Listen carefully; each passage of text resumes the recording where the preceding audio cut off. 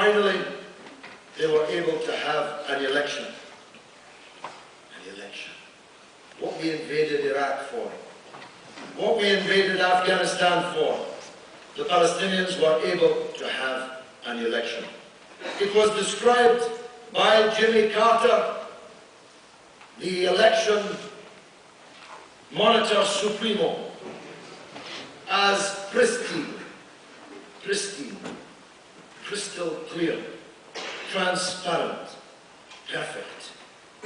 The problem was that the people voted the wrong way. Now let me say this for the 10,001st time. I am not now, nor have I ever been, a supporter of Hamas. I'm a supporter of somebody quite different. If I'd had a vote in the Palestinian elections, it would not have been for them.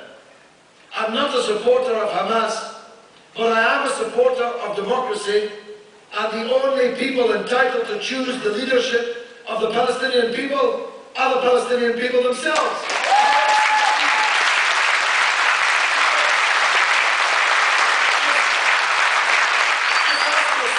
Ask yourself that question. How else can it be? I don't like the government of Canada, but I can't choose who the Prime Minister of Canada is. Even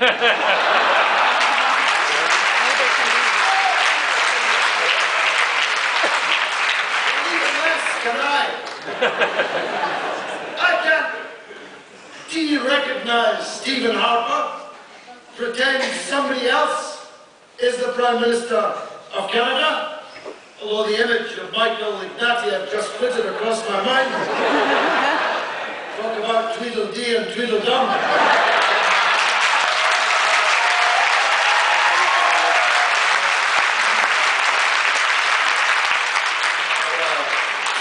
Of the same backside.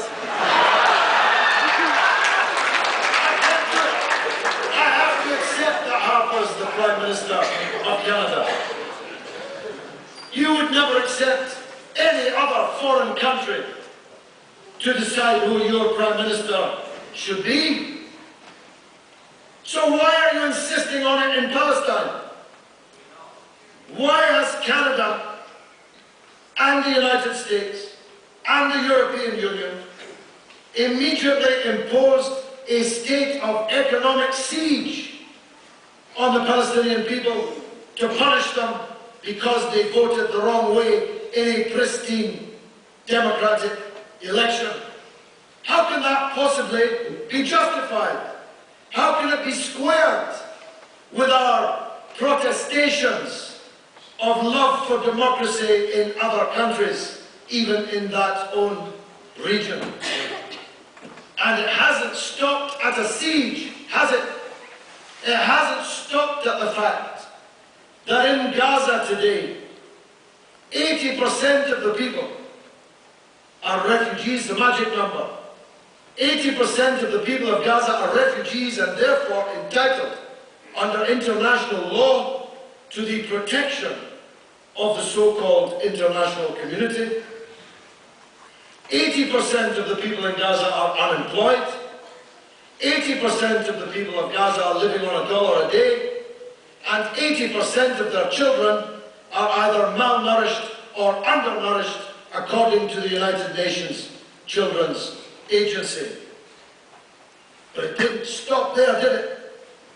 What we saw over 22 days, from the 27th of December 2008, over Christmas and New Year, was something that hasn't been seen in the world since the end of the Second World War.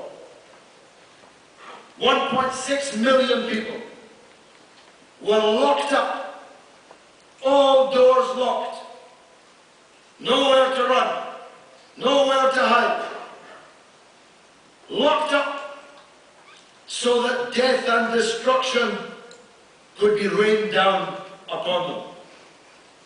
Live on television, if you had the right television station.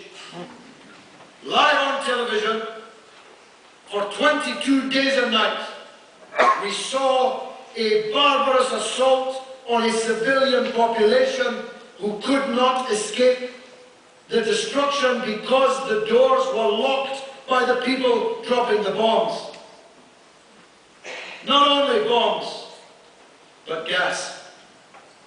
Can you believe a state calling itself, though we do not accept this nomenclature, but calling itself the Jewish state, dropping white phosphorus gas on 1.6 million civilians in a densely packed little place, 25 miles long, 1.6 miles wide.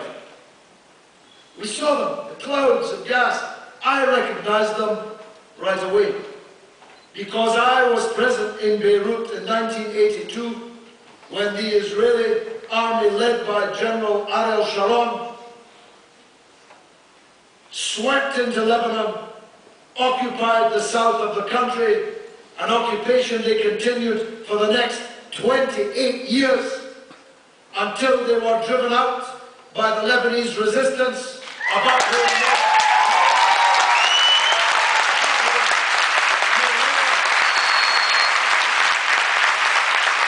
Sharon's army ringed an Arab capital and systematically began to demolish it, reduce it to rubble and ash.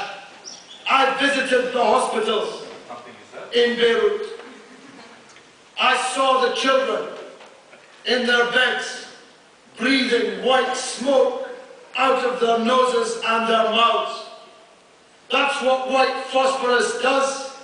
You breathe it in, you can never get it out until you have cooked to death from the inside. They literally bake to death from the inside. I never saw anything like it in my life in 1982, and I watched it again live on television in 2008, 2009, and the world did absolutely nothing about it, and the Canadian government supported it from the first day to the last day. The American government supported it from the first day to the last day. That God-fearing Christian, Tony Blair, supported it from the first day to the last day. And the corrupt kings and puppet presidents that rule the Arab world almost without exception.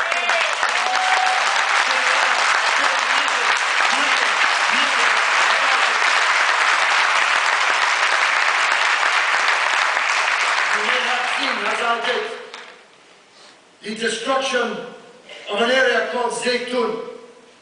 Beautiful name, means olive. On the outskirts of Gaza City, completely flattened by Israel. The dead and the dying lay in the rubble for 5 days and nights. Israel killing any ambulance person who approached to come to the rescue of the dying, to rescue and recover the bodies of the dead. You may have seen, after 5 days, the ambulance man picking up the body of a small child, blackened, minus her legs, which had been eaten off by the dogs, roaming through the killing field of Zaytun. In that district, one family lost 35 people dead in one family. You may have seen, as I did, and I talked to this girl. Here I address the Arabs and the Muslims in the audience in particular. A little girl of 11 had been staying with her grandmother when she heard the news that her house had been destroyed by a rocket fired by an Israeli jet, financed by the United States of America and applauded on its mission by your government and mine. She got there with her elderly grandmother to discover that her mother and father and all 5 of her brothers were dead. Now